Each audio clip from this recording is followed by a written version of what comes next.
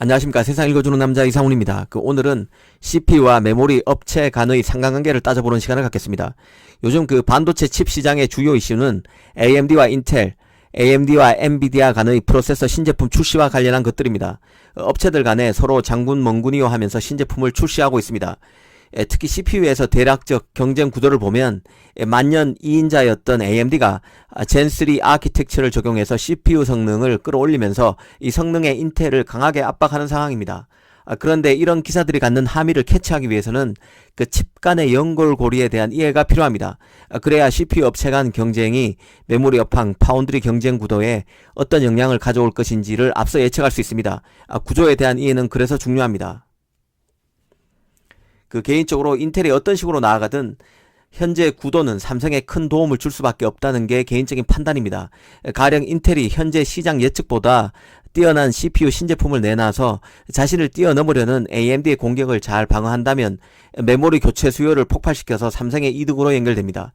이 반대로 인텔이 CPU 시장에서 고전한다면 결국 파운드리 쪽에서 인텔의 결단으로 이어지고 이 삼성이 인텔의 프로세서 물량을 맞든 못 맞든 그 결과와 상관없이 결국 삼성 파운드리가 낙수 효과를 톡톡히 누리는 계기가 될 것으로 예상됩니다.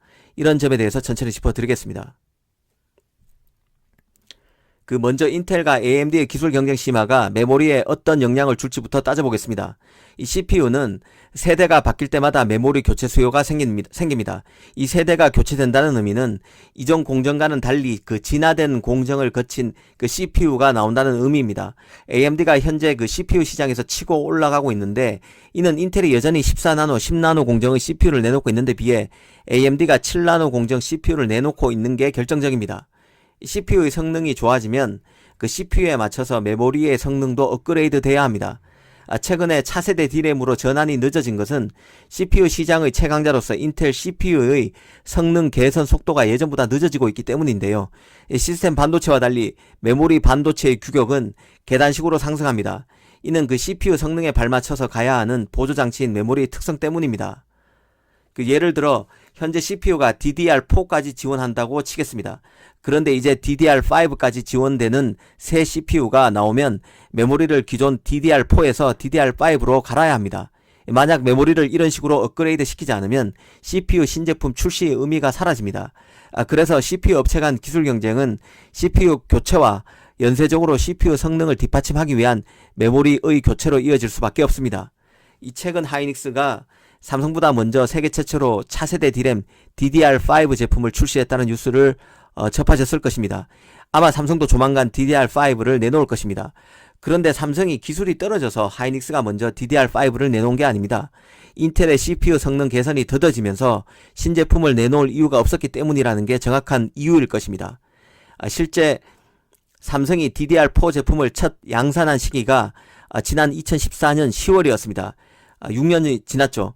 6년이 지난 현재까지도 DDR5를 내놓지 않은 것입니다.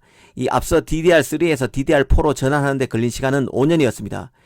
지금이 1년 더 지났음에도 불구하고 메모리 전환이 안 이루어지고 있는 셈입니다.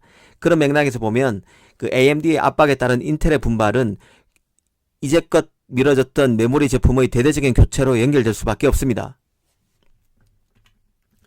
인텔은 최근 노트북용 11세대 코어 프로세서인 타이거 레이크를 그리고 10나노용 서버용 CPU인 아이스 레이크를 내놨습니다. AMD의 추격을 뿌리치기 위한 CPU들입니다.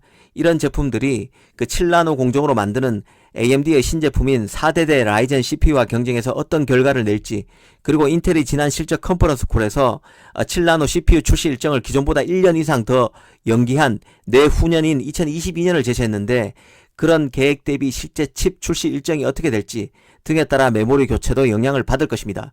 이 CPU 신제품 출시는 결국 CPU의 세대 교체로 이어져서 메모리 업그레이드 교체 수요를 낳고, 이는 결국 메모리 선두인 삼성 하이닉스와 후발주자 간의 초격차를 확대하는 결과로 이어질 수 있습니다. 기본적으로 CPU는 인텔의 상징적인 제품이고 마진도 높습니다. 그리고 복잡한 제품입니다. 최고의 연산 기능을 가진 제품이기 때문에 그런데요. 여담으로 CPU 기사를 보다 보면 코어, 스레드 같은 용어를 자주 접합니다. 이 간단히 설명하면 CPU를 일종의 고속 계산기라고 치면 CPU 안에서 연산, 계산을 담당하는 영역이 바로 코어입니다. 그러다 보니 CPU는 안에서 계산을 담당하는 코어를 점점 늘려서 4개, 6개, 8개 그 이상을 CPU에 넣는 방식으로 성능을 향상시켜 왔습니다. 이 과정에서 하나의 코어를 2개로 분할해서 나눠 쓰는 기술이 적용되기 시작했는데 이를 스레드라고 합니다.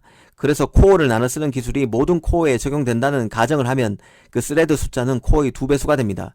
통상 CPU의 성능은 코어 수와 스레드 수가 많으면 더 낮습니다. 이뿐만 아니라 그 캐시 메모리, 전력 등에 따라 CPU 성능에 조금씩 차이가 난다고 보시면 됩니다. 다시 주제로 돌아와서 인텔이 그 CPU 경쟁에서 AMD에 완전히 밀린다고 가정해 보겠습니다. 이때는 결국 인텔이 그 고육책으로 외부 파운드리 활용 카드를 꺼내들 공산이 큽니다. 인텔의 7나노는 TSMC 5나노를 의미합니다.